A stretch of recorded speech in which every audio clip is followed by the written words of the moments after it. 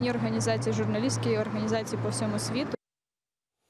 Также еще один день рождения за решеткой отмечает другой украинский пленник, крымчанин Владимир Балух. Оккупационный суд обвинил его по сфабрикованному делу якобы в хранении боеприпасов и взрывчатых веществ. Но он уверен, его осудили за проукраинскую позицию. Он никогда не скрывал свою проукраинскую позицию.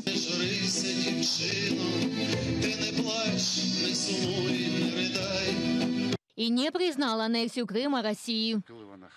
Я только Украине хочу пожелать не сдаваться и вести свою борьбу народа Украины, вести борьбу именно за то, за что уже столько жизней положили. Причем лучшие люди этой страны.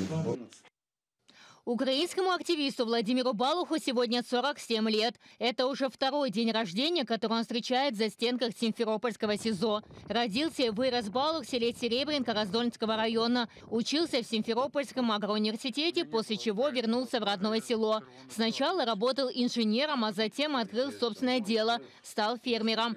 Безотказный, всегда готов прийти на помощь. Так о сыне рассказывает Наталья Балух. Ніколи нікому не відказав в селі. Там яка жінка обратилась до нього, в нього як нема врем'я, ну він все одно не відкаже. Він любе врем'я, от ніколи не відкаже. В нього якийсь такий характер, що він не може відказати. І на своєму бензині, на тому мотоблокі, і привезе, і спашить, і засіє, все він робив, все.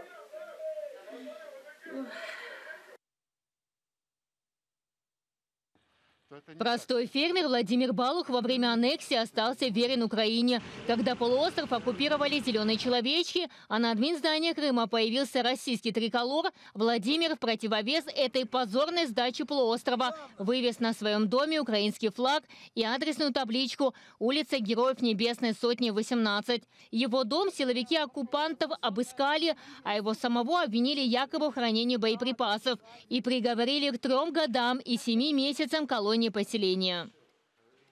Пытаетесь научить любить так называемую новую родину, но это никогда у вас не получится, чего бы мне это ни стоило. И слезы матерей тех ребят, которые отстаивают законность и право на самоопределение, право на свободу, на чувство достоинства, ценой собственной жизни, сколько уже оплачено.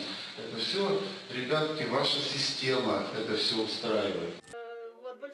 Приговор сыну стал для Натальи Балух вполне прогнозируемым, ведь от прокремлевской Фемиды справедливости ожидать напрасно. И женщина надеется, что сын наконец-то вернется домой, ведь без его поддержки ей очень тяжело. Мама что может побажать? Мама, щоб быстрее вернувся додому. Щоб вот это все, мені його так шкода, так жалко. Він бідний і здоров'я, я бачу, що у нього не те, що тут то те, всякі якісь болячки цепляються до нього. Він як був вдома, був здоровий. Я йому желаю, щоб швидше у нього це все закінчилось. Коли воно закінчиться, Бог його знає. Украинского крымчанина не сломила кремлевская репрессивная система. И до сегодняшнего дня он остается верным Украине. В ближайшее время подконтрольный Кремлю Верховный суд Крыма рассмотрит апелляцию на приговор украинскому активисту.